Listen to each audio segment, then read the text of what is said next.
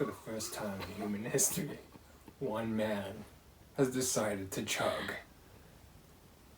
a third of a jar of juice without stopping. Who is that madman? It's me, Moscoso. Let us begin.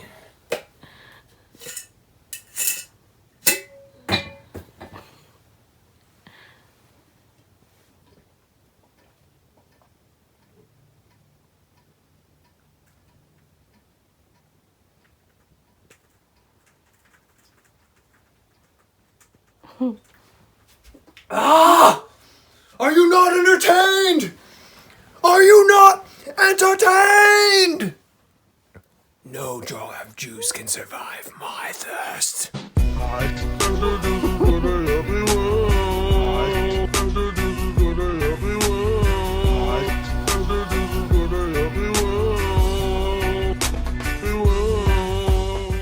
I remember these vivid memories from childhood when,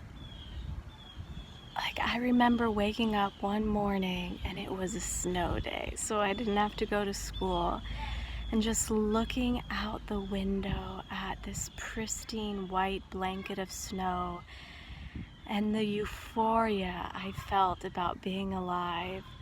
Also moments in my childhood during summer when there were just these vast empty fields of grass full of fireflies, and just feeling ecstatic, so expansive, just wanting to run through it all and be screaming and playing tag and rolling in the ground, and just with my friends being out of our minds with excitement, overjoyed to be alive.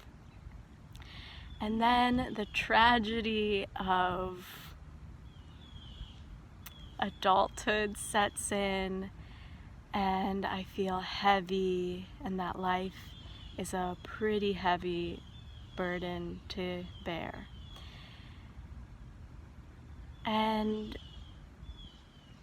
all the mystics have been saying that life is Sat Chitananda, eternal bliss consciousness.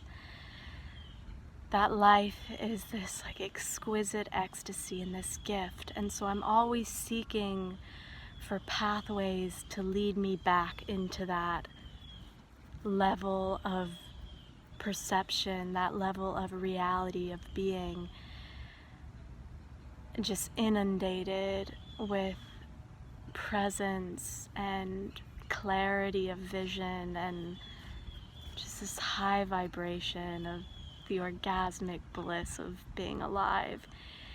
And I found breath work and ice bath. I'm a certified Wim Hof method instructor, and that just radically cuts through and brings so much clarity. It's like opening your eyes and suddenly the world's in technicolor. Just everything is so crisp and crystal clear. And another tool that I've been experimenting with, because Chris loves John Rose. He really, really is obsessed with John Rose and his message, and has done extraordinary feats of long-term juice fasting. So the past few days I've been experimenting with juice fasting, and anytime I am going through a detox, juice fasting, or just going through a period where I'm consuming a lot of raw, organic, beautiful produce, all the colors and high water content produce, I notice that this fog, this shroud or veil over my mind begins to lift, and I begin to access that frequency of mental clarity and present moment awareness, where the past and the future and all thoughts of distraction and all ways I disassociate just kind of fall away, and I'm completely bare and naked with the present moment experience. And I feel this is like a gateway unlocking our true original nature before we were mentally conditioned and colonized. But at the end of the day, when I'm on my deathbed, the thing I will regret the most and feel the most remorse is for all the moments I wasted in ingratitude when I wasn't fully present in the moment, when I was in a disassociative, distracted state. Like that to me is the greatest tragedy. Yeah, it's my deepest wish. Beyond the pursuit of happiness, my deepest wish is to stop abandoning myself. That whatever phenomena I'm experiencing, whatever emotions I am flooded with, even if they're intensely painful, I want to be there for that. I want to experience the depth of my sorrow and my heartbreak, as well as my joy and love and ecstasy. I want to live as fully and deeply as I possibly can. And so I feel like just experiment with interrupting all your habits and routines and waking up and flooding your body with all of the vitamins, minerals, phytonutrients of fresh juice.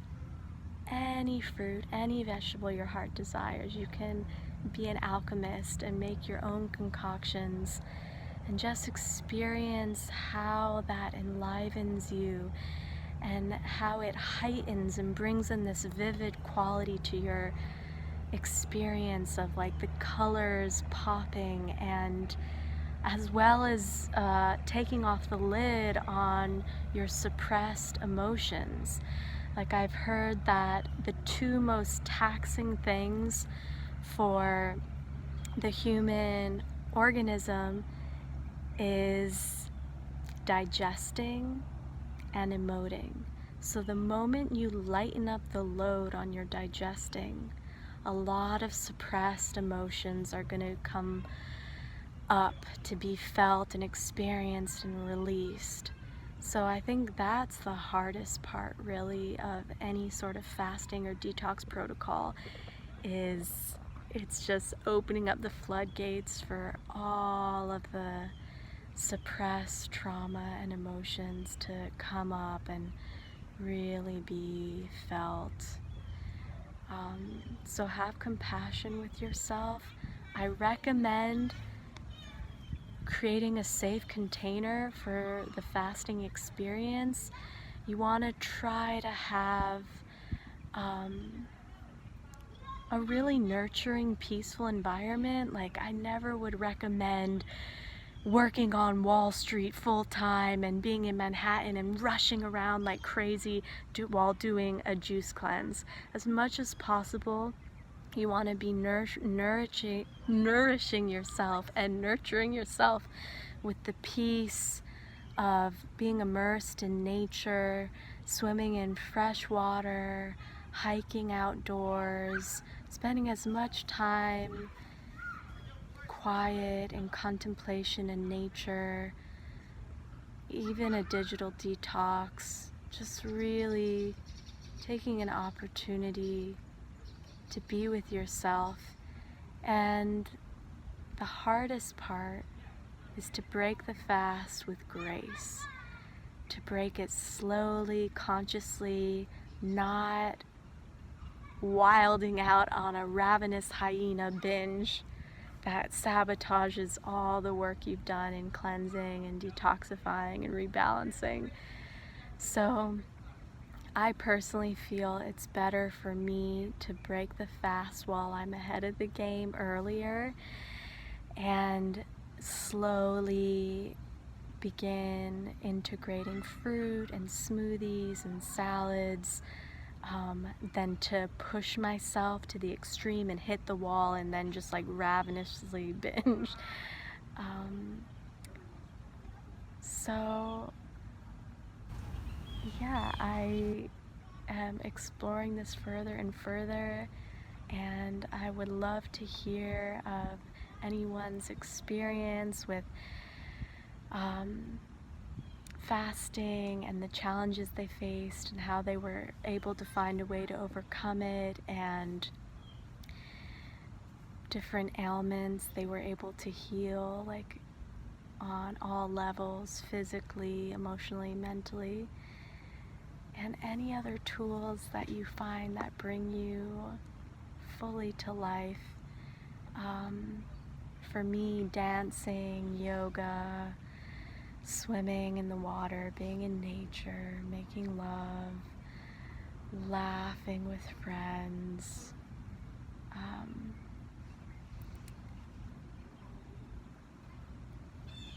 anything that you would like to share about your experience with doing these long-term juice fasts? I would say that the juice fasts, it's a change in your daily diet, and when you go on a juice fast, I prefer to call it a juice feast, because people forget that during a cleanse, it's not about starving the body, it's about nourishing and hydrating the body. So drink as much juice as your body needs. You know, everybody's different, but in general, the rule of thumb is a gallon of juice a day is what you want to drink. If you don't drink it, you'll get hungry.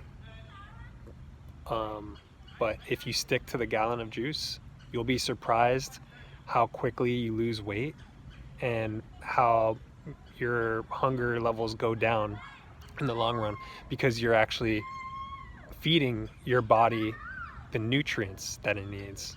See, the thing about the fast food and the junk food is that we stuff it into us, but since it's not nourishing us, we crave more. Besides the fact that the food has been engineered to be addicting through the taste, the temptation of the taste is there, but also the food doesn't actually feed your body what it wants. So that's a secondary instinct of like needing to eat more and more and more.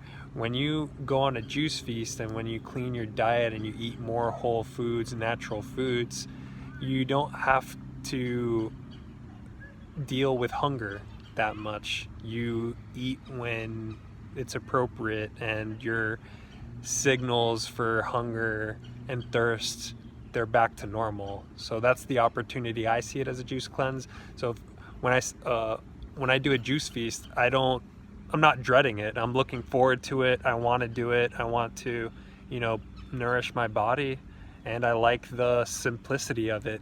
Just grabbing some fruit, whatever fruit that looks appealing to me, sticking it in my juicer and drinking the juice, because it always tastes good and I know where it comes from.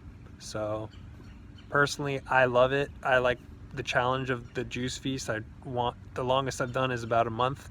I would like to do the full 100-day cleanse, because I want to learn more about it. I want to put my experiences out there, because I do think that for the modern day person who has a job and kids, it's easier to jump into a juice cleanse. You could still work, you could still think properly, you could still take care of other people.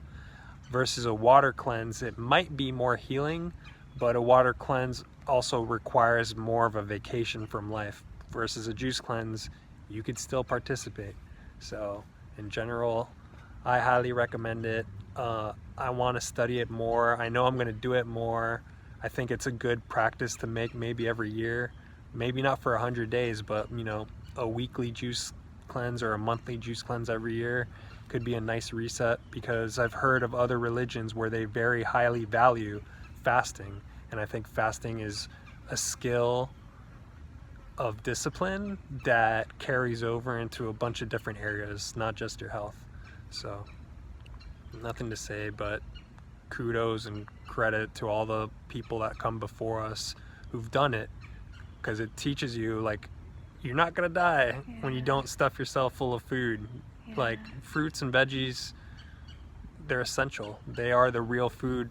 They have the phytonutrients and the small details of life that give us our sixth sense, the magic of being human that feeds our instinct. So Yeah, I really like that distinction, that it's not a deprivation, by not even calling it a fast, calling it a juice feast, because honestly, when I was in the process, I would always check in with my body, and my body was actually feeling fine. My body was feeling really good, stable energy, and it was more my mind. My mind was like, yeah, just not fully trusting it, or being afraid, or being really tempted by cravings, wanting to eat more for like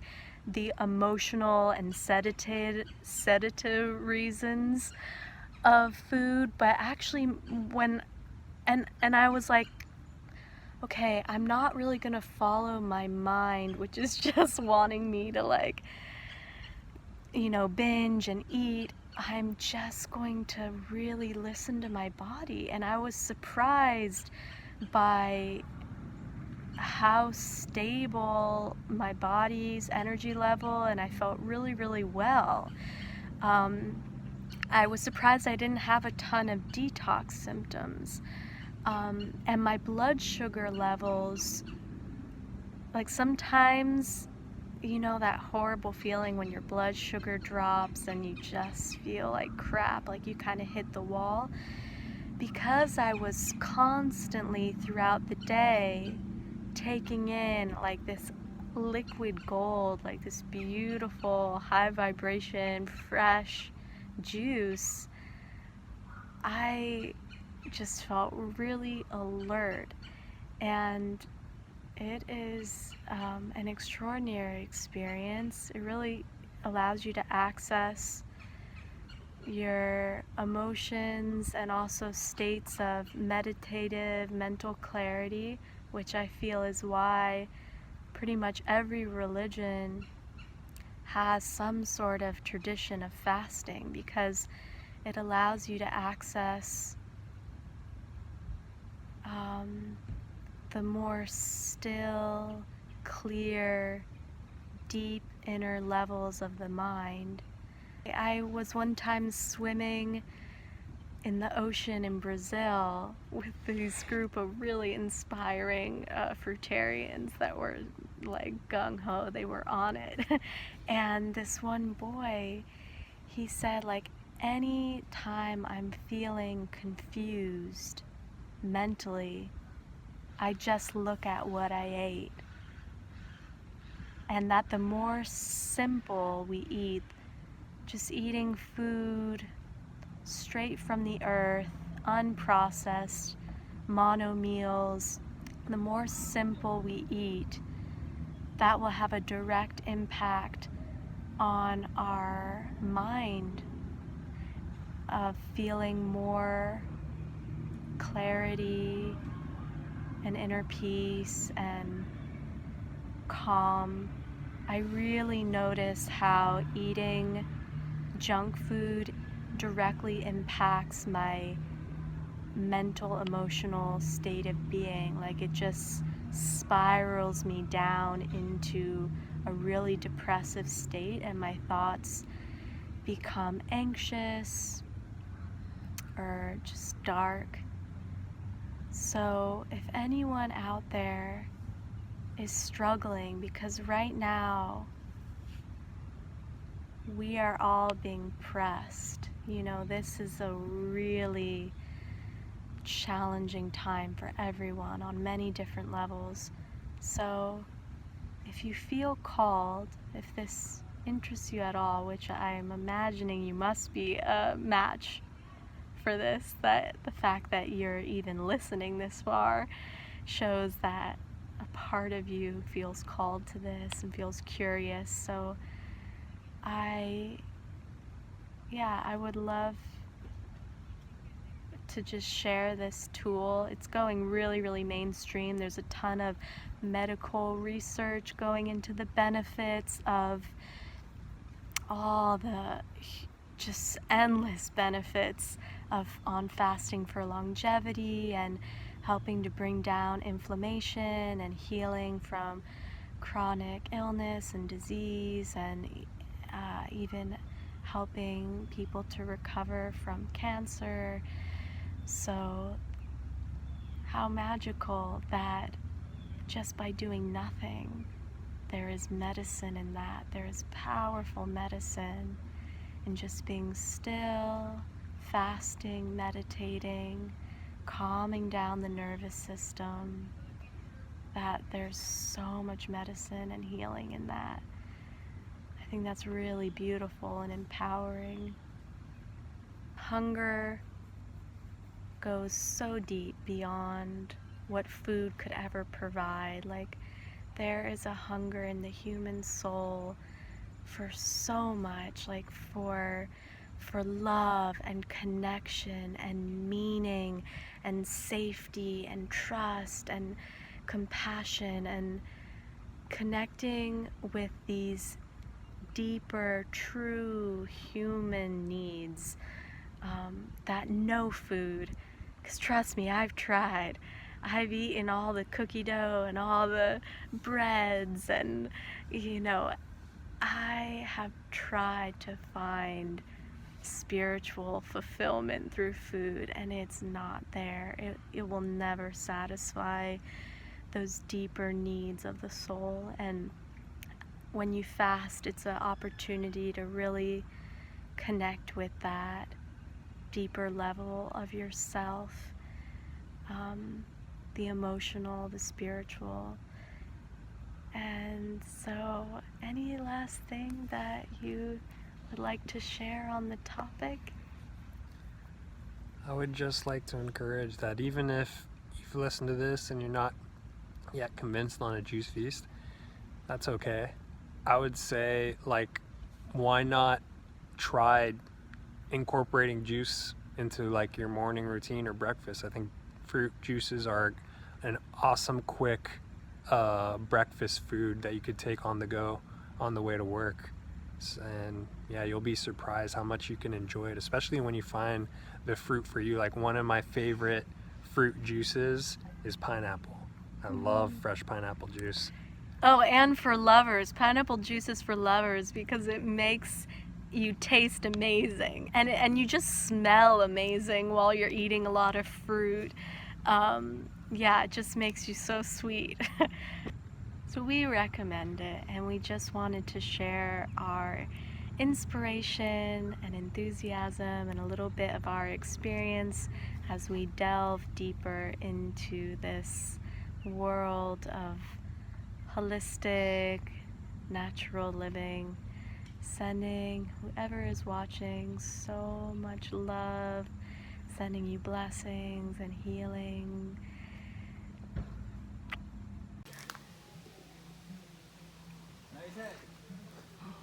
Thanks, David. Turn around.